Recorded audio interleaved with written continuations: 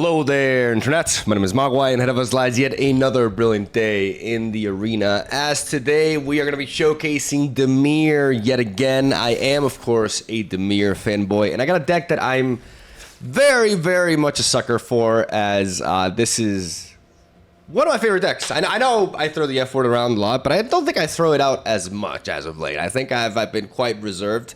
You know, I'm a sucker for black as a color. Like, I just really like... You know, it's my favorite color in Magic, right? And I'm a big fan of Myco Tyrant decks. You know, I'm actually working on a new one as we speak.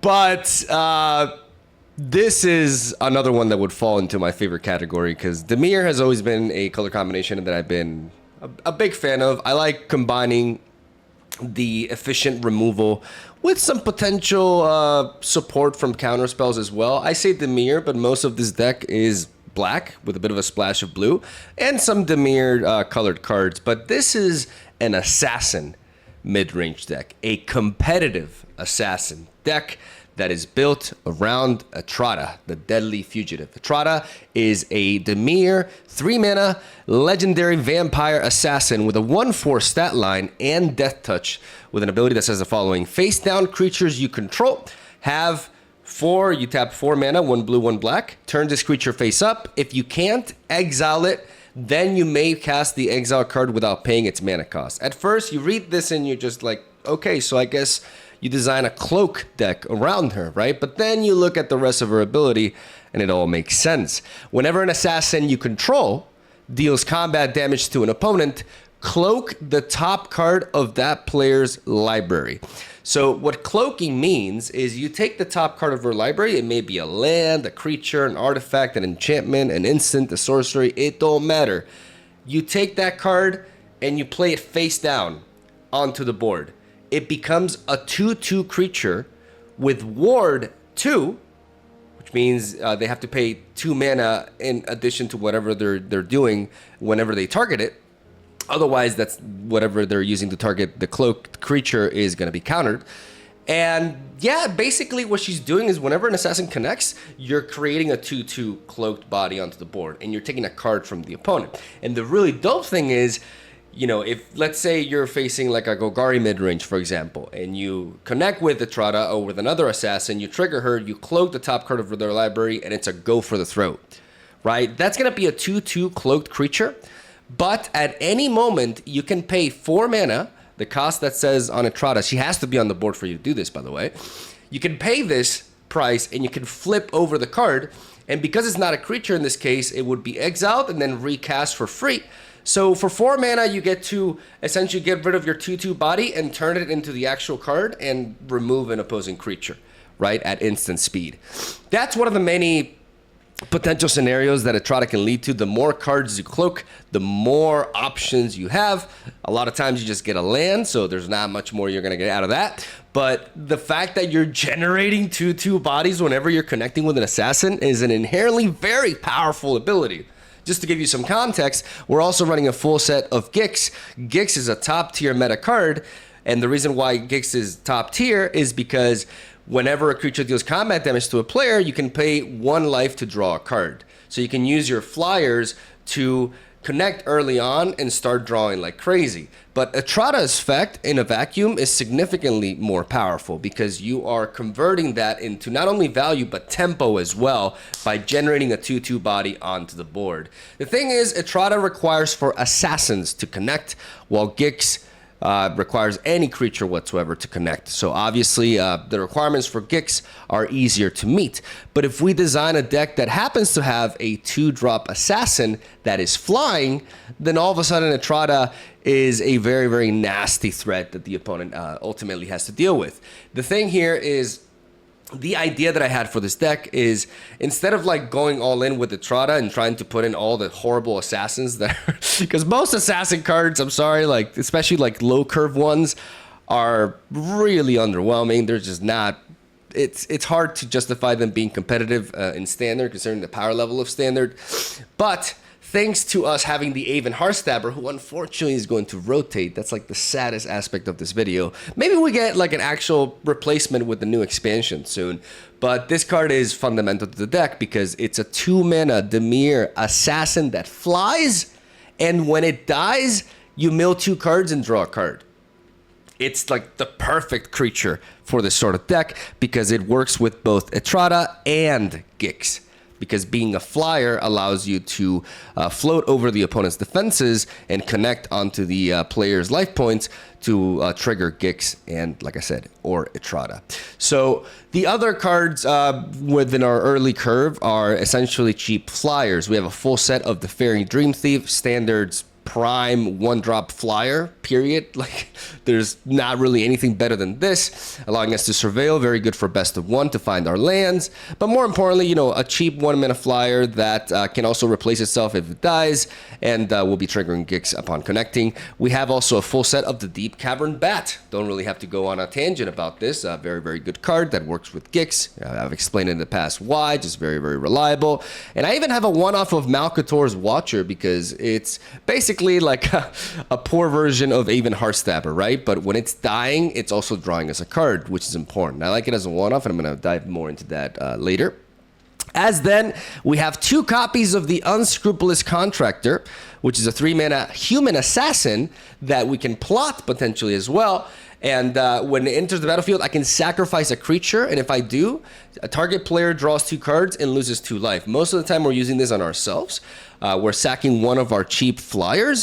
Sacking something like Aven Heartstabber will allow us to draw, or McAlter, will allow us to draw 3 cards for just 2 life. But something neat about the Unscrupulous Contractor, besides the fact that it's an assassin and can function with ETRATA if it connects onto the life points, it also synergizes with Shieldred and can be used as a potential finisher alongside her. Because if we target the opponent with Shieldred on the board, we can make them draw 2 cards and lose 2 life, which means we have the ability to deal 6 damage to them directly by burn, which is very neat because it allows us to potentially finish off a match where they're just developing a lot of creatures and we can't quite make it through, and allow us to power through stalemate. So it does, we do have an option. We do have that option as a play, which is really important.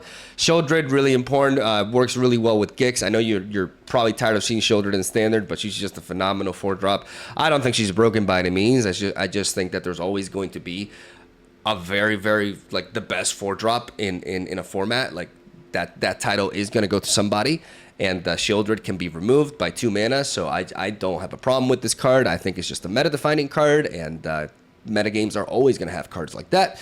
Shieldred works really well here with Gix, and it's just like you cannot justify not putting in her, especially in this shell of a deck that is so efficient at card drawing, right? We have Stingblade Assassin, a common and standard. What? Yes, this is an assassin with flash, very good in the control matchup, allowing us to develop onto the board on their turn to try to navigate around their counter spells. She is an assassin with flying, which allows us to synergize with ETRATA, but I also like her ability when Stingblade Assassin enters the battlefield, you can destroy target creature an opponent controls that was dealt damage this turn. This actually functions really well with a low curve comprised of cheap flyers, because flying creatures not only are good at, you know, dealing damage, but they're also good at chump blocking because they can chump block even opposing flyers. This allows us to, after a combat phase in which we've used one of our cheap flyers to, you know, deal 1 damage to a very big attacker, we can play the Stingblade Assassin and finish it off as well, which is a nice effect. Most often than not, you're not going to be triggering this effect though. Like, you got to keep that in mind. It's a nice tool to have, but most often than not, you just want Stingblade Assassin for the flash and the flying, for the 2 keywords really. The stat line is underwhelming, but the offensive pressure is there. And I really like her here as a 2-of with this. But the big card, the card that I got to really shout out this video, is the Archpriest of Shadows. This card has completely exceeded my expectations, and I actually believe that Archpriest of Shadows should be a staple in Gix Dimir mid-range decks outside of this shell. She's not an assassin, but oh my god, does she function amazingly in this deck. She is a 5-mana 4/4 with Death Touch and backup. When it enters the battlefield, she can back up a creature, and that means she gives it a +1/+1 counter, and for that very specific turn, the creature gets her ability as well, which means we play Archpriest of Shadows, we back up one of our cheap flyers that can float over the defenses, and when that cheap flyer deals combat damage to a player or battle, Return target creature card from your graveyard to the battlefield. She allows us to resurrect our creatures. Anything we can bring back every time that creature connects, and then from that turn onward, when she connects onto the opposing life points. Being a 4/4 with Death Touch, it's not easy to block into this. And a lot of times, if the opponent does not want the ability to trigger, something big is going down with her. And I just absolutely love it because this card single-handedly has the ability to just win you the game if she remains on the board. And I found it to be stellar. As a 5-drop, a lot of 5-drops have struggled finding viability because they don't have an immediate impact upon entry on the board, and they lose you a lot of momentum when they are removed. But in this case, the Archpreacher Shadows does fulfill that requirement of having the ability to impact the board upon entry, regardless of her being disposed of or not. And that really makes her viable, and not only viable, but extremely good in this kind of deck. As we have a full set of Negate alongside some 2-mana removal from black spread out in different variations, so we're not vulnerable to specific matchups. Negate, I really like for mid-range decks like this, being able to counter board wipes and other impactful spells for just 2 mana while developing our board is really, really good. And ultimately, this deck just did absolutely amazing for me. Really excited to share because I believe this deck is really strong, and it's a fresh take on the Dimir mid-range archetype, and definitely for me, like, I prefer this version of the other one that I showed that was like more standard. So hopefully you guys enjoyed the games that I got for today. Today's video includes perhaps the craziest and most epic game I've had in Magic the Gathering so far. So hopefully you're excited to see that. And I'm going to stop talking. Thank you guys for watching. Stay tuned for daily Magic the Gathering Arena content. Hope you enjoy today's games. And I'll see you guys tomorrow. All right, here we go. Beginning of the season. We start off in Platinum, and we face off against other ex-Mythic players, in case you're wondering. Like, I know I'm in Platinum rank again, but it's not real Platinum players, okay? What I tell myself, at least. All right, let's slay them. Let's see if we can slay them all, preferably.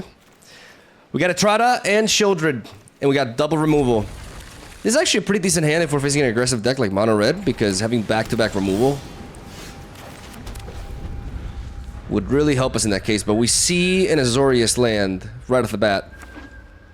And another. And another, and no way for us to capitalize on this low tempo. They play another untapped land. The counterspell is almost guaranteed. And then shit'll be rough, but we cannot hold back. I'm going to attempt to play Gix. He's probably going to get countered. But we got plays. Like right now, we have no way to navigate around this counterspell, so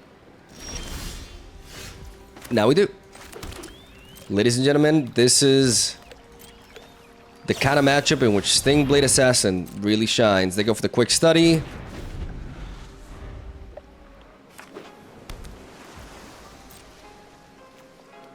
At the very end of their turn, we play a Stingblade Assassin.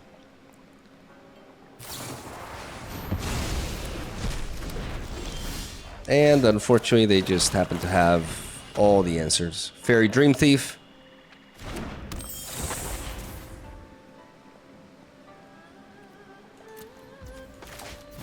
ETRATA, we're expecting her to be countered, so we have another one in the top of the deck.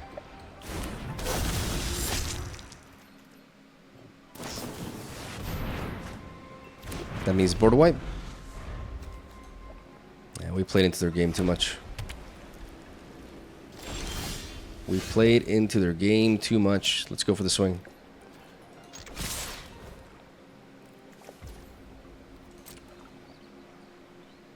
Am Maroon connecting with this?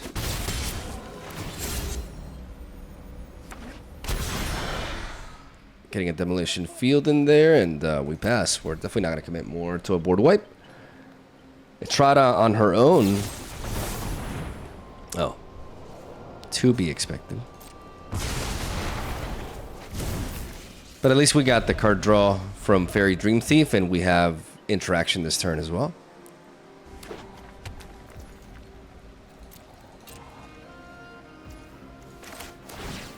Let's go for the Fairy Dream Thief here.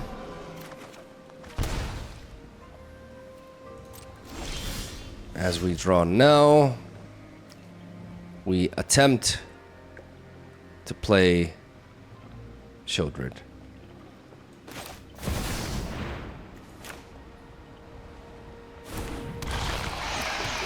And we drop the Restless Reef, which will be really important.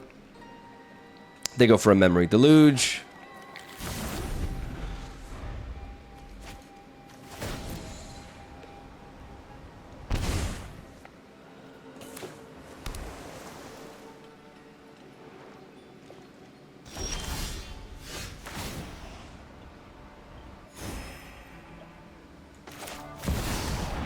I'm going to attempt to play Gix.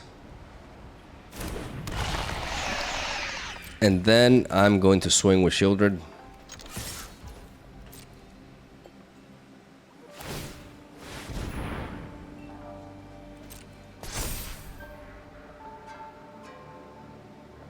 I'm going to go for the throat. They could counter me. There's the No More Lies, okay. And then I assume they feed me. I guess they had other plans. They had like another combo in mind.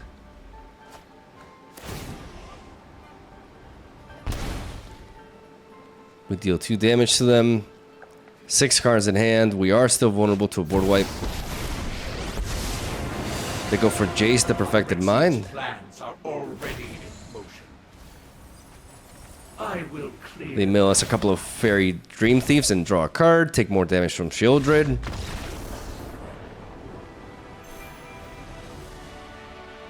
And yeah, our first game of the season against AZORIUS control, and we come out on top. And honestly, I can't tell you how we did it. Like I was not optimistic this one at all. I can't even English, but I'll take it. Round 2.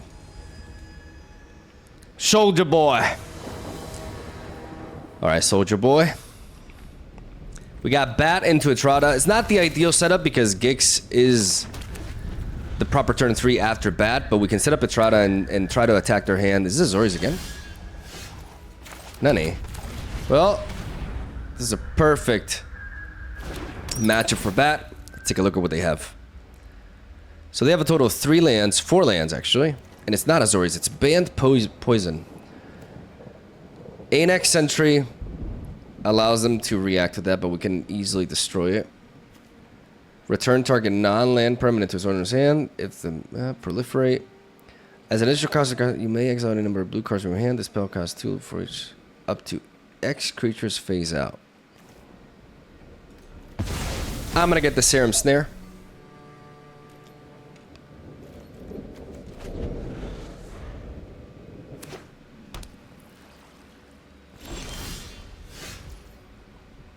Now I am gonna develop a swamp and I'm gonna swing. Anax Sentry we can answer. I'm gonna play ETRATA. I'm expecting them to react with this next turn.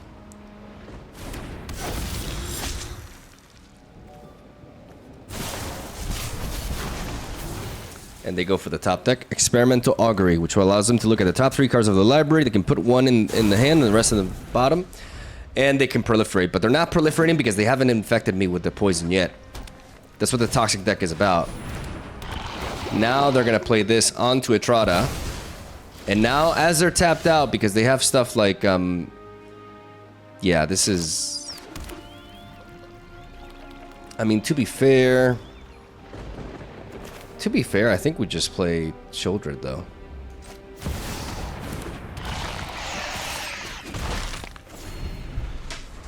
Like right now, Shieldred's Edict can allow us to bring back ETRATA, but I feel like it's just continuing to apply pressure and not letting them breathe, essentially.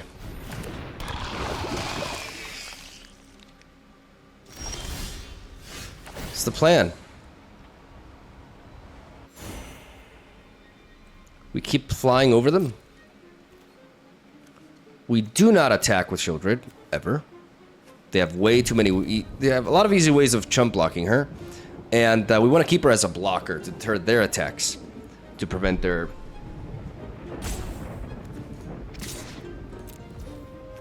toxic from activating, because they have to connect. And once the poison counters start going, like, man, all these proliferate cards and such, they go nuts. Let's drop that Dark Slick Shores. Let's call it a turn here. We have Stingblade Assassin and Shoulders Edict. Both options. Shoulders Edict no longer brings back ETRATA.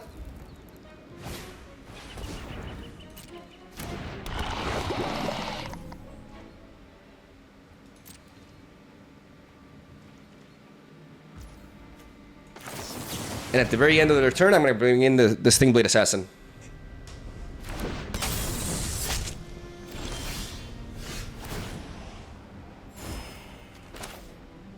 And now,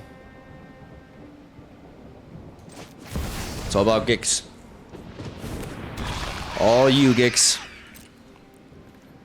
Flyers. Bat and Assassin. Attack!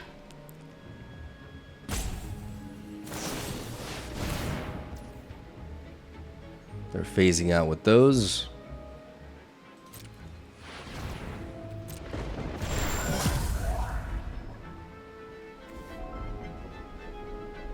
Oh, so that's exactly the way that works. So they don't get that card back? Interesting.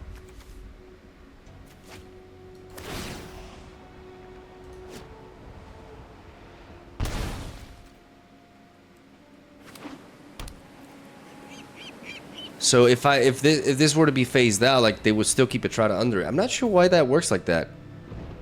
Are treated as if they don't exist until the start of their controller's turn. But I guess it doesn't count as if they left the battlefield. Charge of the Mites deals damage equal to the number of creatures you control to try to creature or planeswalker. What if I do... I have to play this now.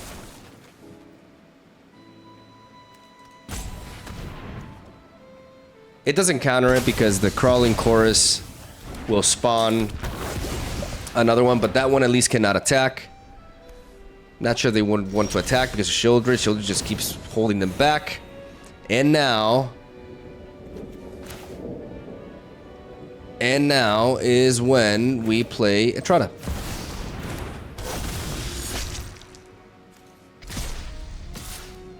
I got the card back. I was like, what happened? I may not have Gix, but I have ETRATA. And that means I get a card from you. A land, baby! Let's drop this Merrick's. Not gonna play those mind games. Like, right now, I'm in a position of dominance. Let's get it.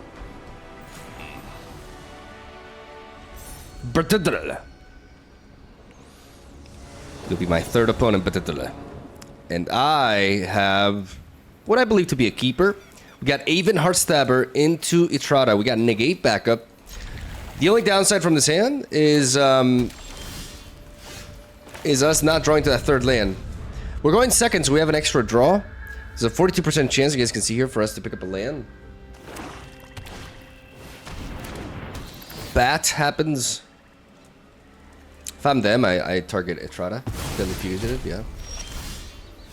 We do draw into that land. Unfortunately, the bat takes away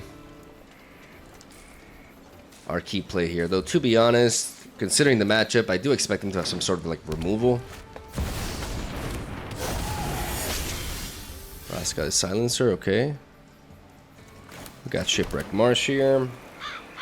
And right now, I'm just gonna double up on these Aven Heartstabbers. Just keep them in the back.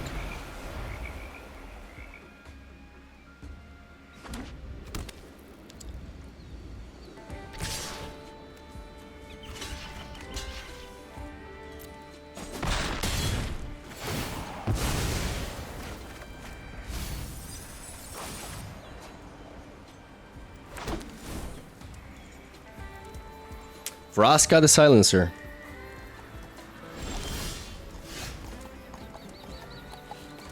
They definitely have some sort of, like, removal for her.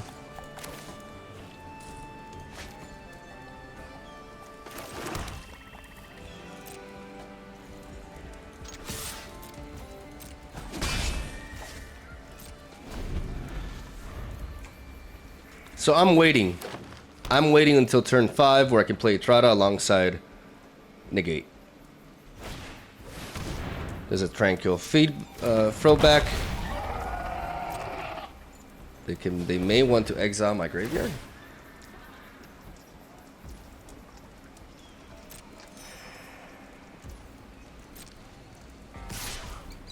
We take the hit. We're not going to trade this Stingblade Assassin into that.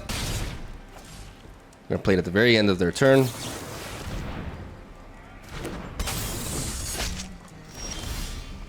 So that now we develop the Underground River and we can go ETRATA with negate backup.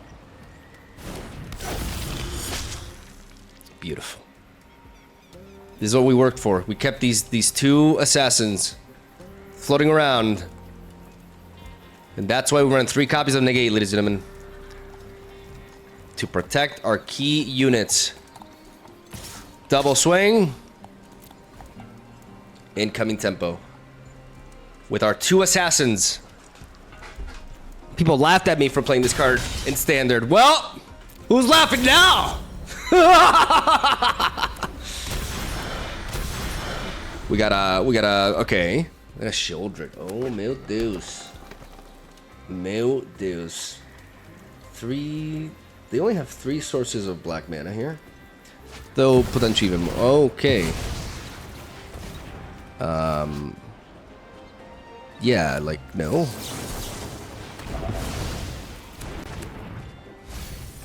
It's kind of insane that it works for them. Yeah, I'm surprised. Like, I thought they were gonna bait me or something, but they just, like, kind of, like, didn't. And now, I'm just gonna swing. With everything.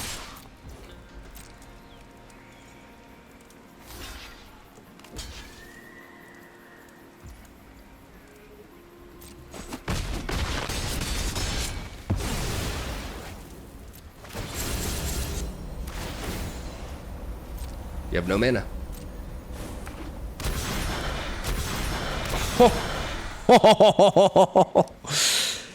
Cut down. None of these are useful here.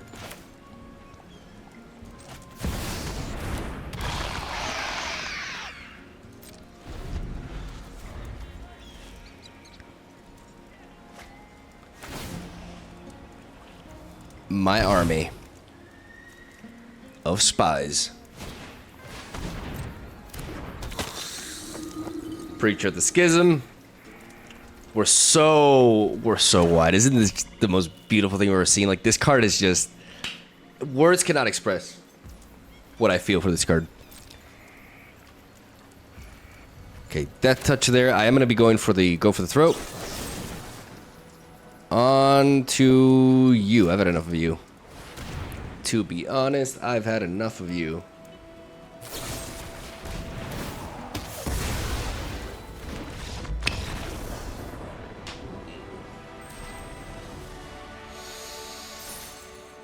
That was nice. Tortuga. It means turtle in Spanish. In case you're wondering. This hand is slow.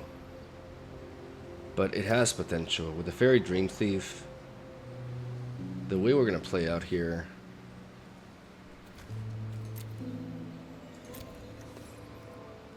I'm going to keep this because I'm going second.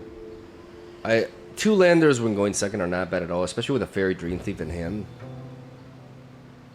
I like having these Stingblade Assassins. Our opponent went for a mulligan. I like having these Stingblade Assassins alongside ETRATA. They survey. Okay, so we're going to see green and Boros, like 2 different colors in that sense. Let's go Fairy Dream Thief. Let's surveil. Anything that is not a land goes to the garbage. Hopefully this surveil helps us curve out. Ooh, a Hammer Skull. It does. It actually does. Beautiful. Gix. Getting us that clutch card draw right there. We may have to take a big hit here, but it is what it is. Naya Dinos, it could be. Yeah, no, I mean...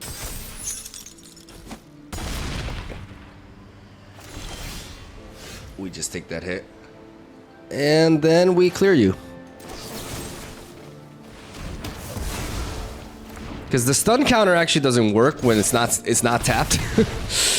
But now we get to draw twice with Gix, which should really enhance our chances of finding that land. There we go.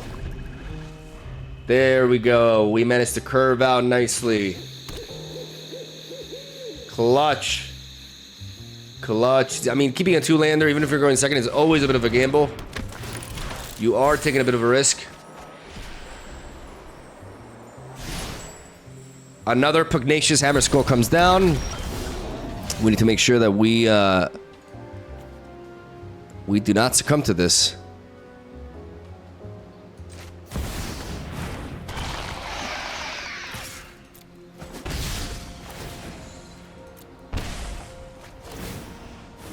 We play Shoulder it first because that allows us to heal off of this draw, have a little bit more health going on. As they could Angel Fire Ignition, but if they want to play the flashback version, that's their entire play that turn. And we are healthy enough to not succumb to that. There it is.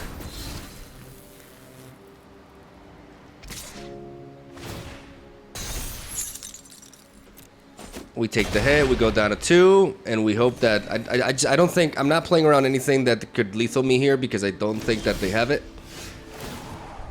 In this kind of deck, like, I'm not expecting like a shock or something from them. Maybe I'm wrong, but I'm just not expecting it. Okay.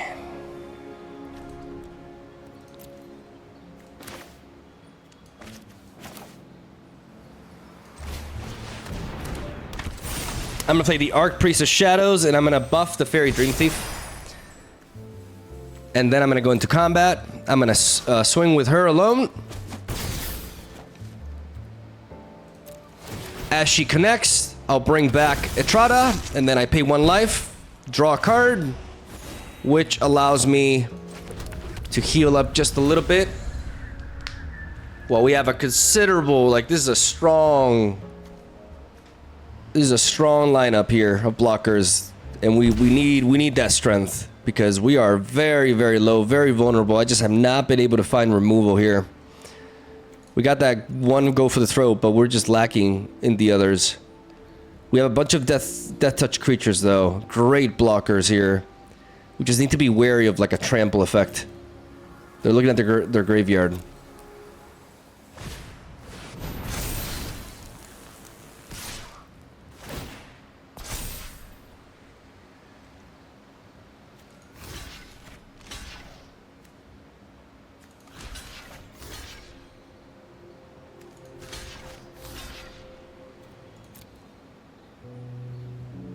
Man, I really...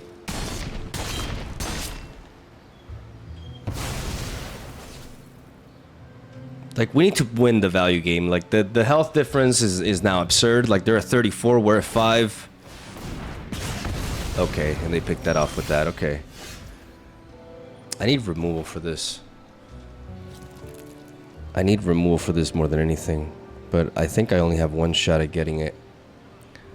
1 shot at drawing a specific card. What's the other option here? What's the other option? Because this will be just too big.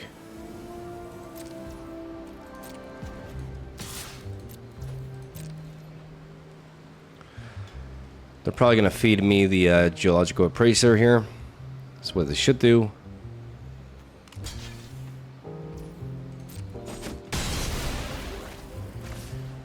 Damn, man. I just have no... If I play you... Like, I need a lot of health to 12, like 6 plus 4. I can survive.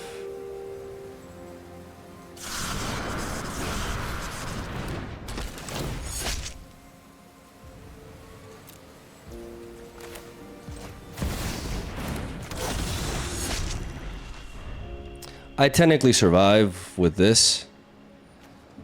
With these set of blockers, if they go for that play. I'm not going to go for the card draw because I cannot expect to just like top deck into the removal that I need. I just need to make the play that just guarantees that I survive. Like, not guarantees, but the play that allows me to survive this, basically.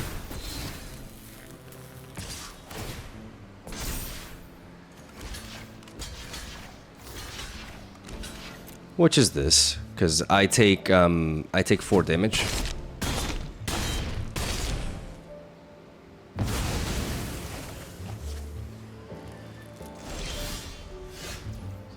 There it was. I should have had the balls, huh?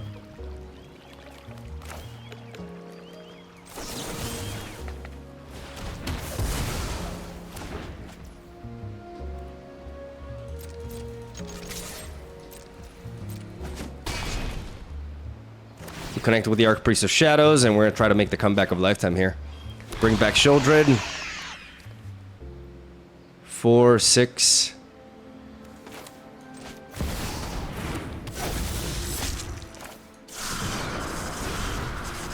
And just you without like declining yet, like not triggering your card draw. Just flooding the board as much as I can. And try my very best to survive here. It's the only line of play, I think. If I would have gone for the draw, I would have picked up that go for the throat, but I couldn't have known.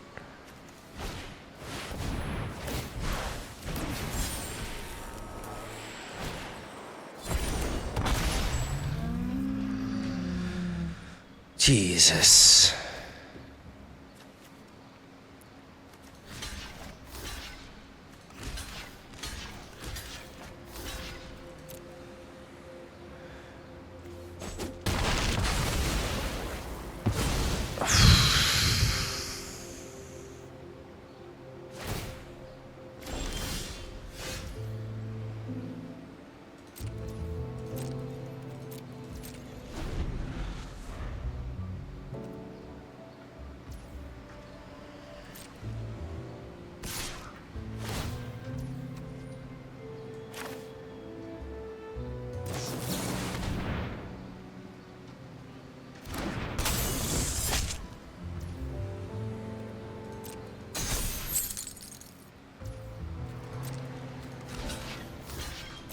We play the Stringblade Assassin.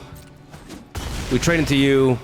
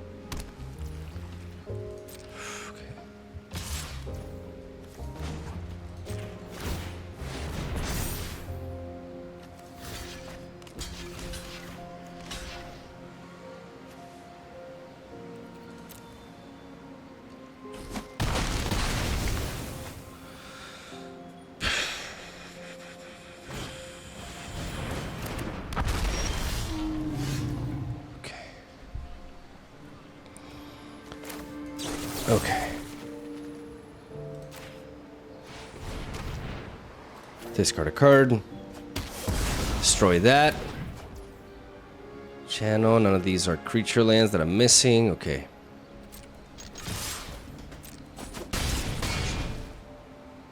Archpriest of Shadows. Can you bring us back to this game, girl? Can you do this? Can you do this? Step 1 is bringing back Shieldred. I need to be able to draw again, but I need to heal. I need to heal. I need to get out of this 1 health. I need to slow down. Oh my god. Oh my god. Oh my god. Oh my god. Okay. Now we can draw and heal a little bit. And Archpriest of Shadows is not done, baby.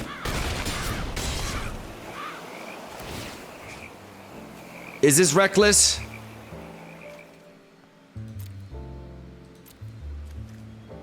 Now we bring you.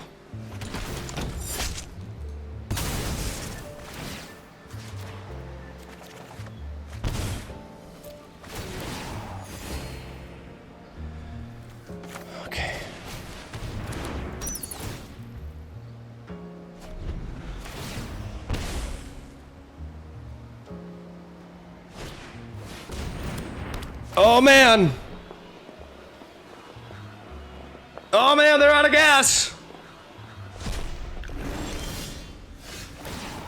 Oh, my God. Do we have other contractors? Yes, we do. So let's play you to surveil. Get rid of anything that's not... Okay, first of all, do we have lethal? No. No way. Okay. Swing with you. We need to be like swing with you. Swing with you. Keep you in the back, right? 3, 7, 8. 8. Dropping down to 11. Like this is the best way. Unless, okay, so if I connect with you, 8, 11, 12, 12, 12 plus that. But they could draw into something to clear it. So let's not risk it. Let's just do this.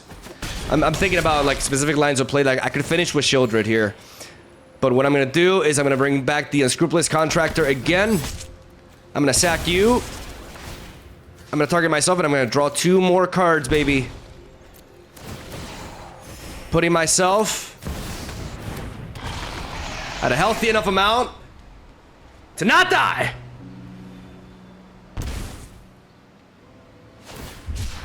Oh, they cycle.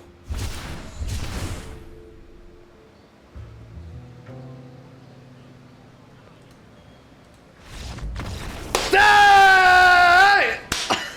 Hey!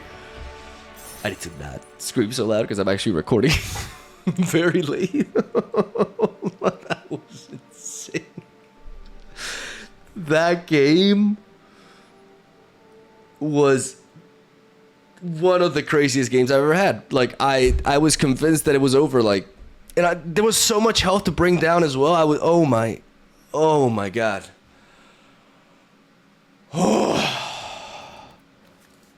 MVP, baby. Let me. I'm gonna move the cam down for you. MVP of MVPs. Goddamn. CIA Dan. I'm not gonna call you my final boss because that last guy was my final boss. Like that was a final boss game I ever had one. But you will be my final opponent. And I got a hand here. We got Fairy Dream Thief into Bat or Watcher.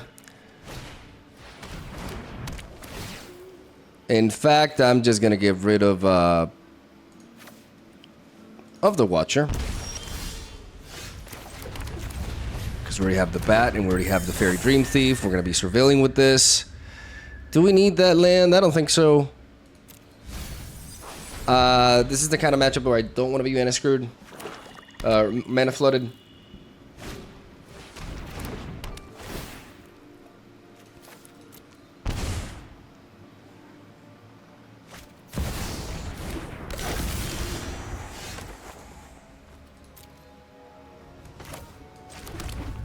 Deep Cavern Bat.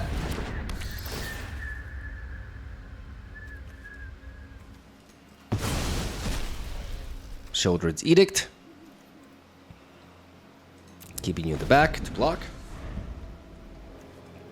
So they had an early start tempo wise. Oh yeah, I'll take that trade every day. You kidding me? Getting rid of that threat.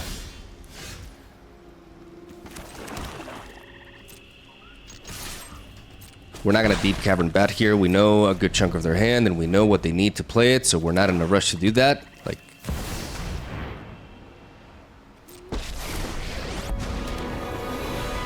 we did not expect them to draw into land in Liana.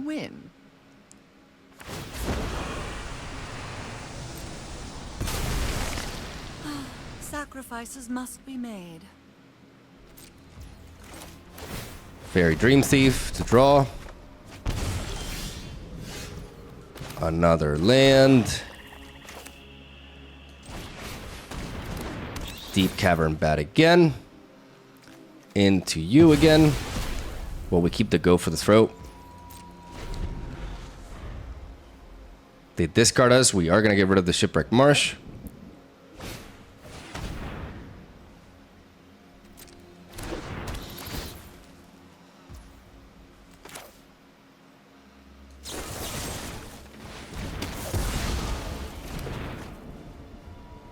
Do you want to discard your own card? Sure. You won't be outsmarting me.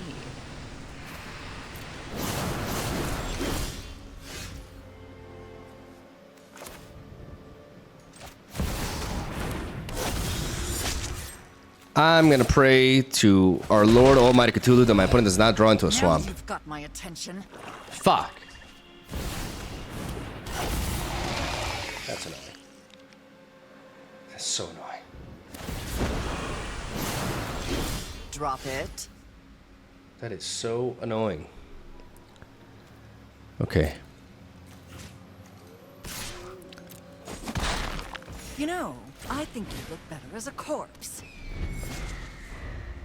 Let's drop the Aven Heartstabber, which will allow us to trigger ETRATA. I don't want to dive ETRATA into the Phyrexian Obliterator. I can take some damage from it if I need to. This turn, they can +1 Liliana, but they can't do much more than that. We all have things we'd rather forget. Yeah, Scry 2. Scry 2. Put whatever you want on top of the deck because I'm going to steal it.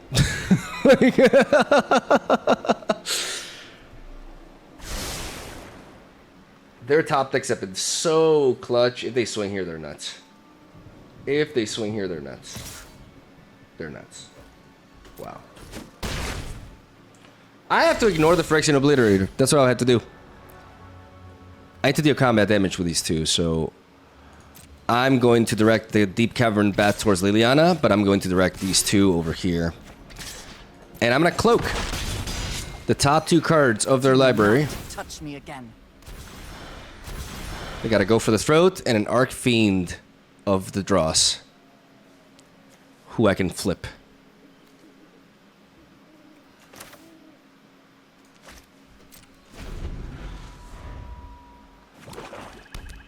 Draw into a swamp. Power of ETRATA here, baby.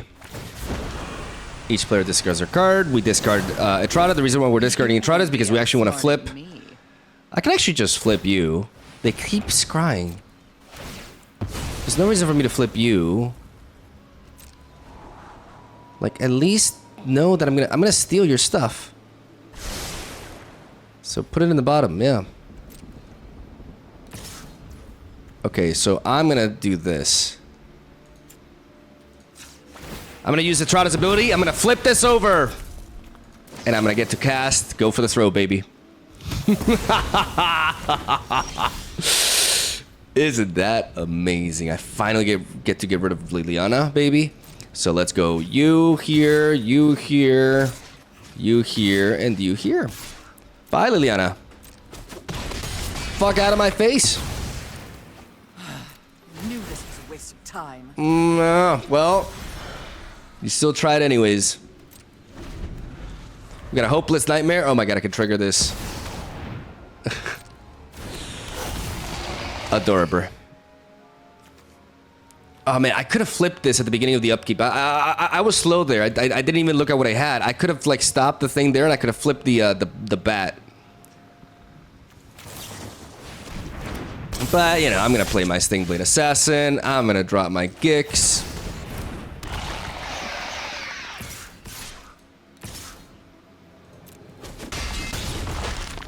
Slow and steady wins the race.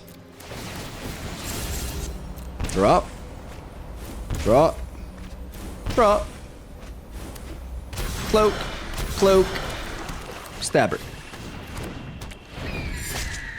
That's pretty good. Now they top that deadly cover up. And I go on the biggest salt rant in history. Okay, shoulders evict. Okay, sure. Mm-hmm. See, the problem with this play is that I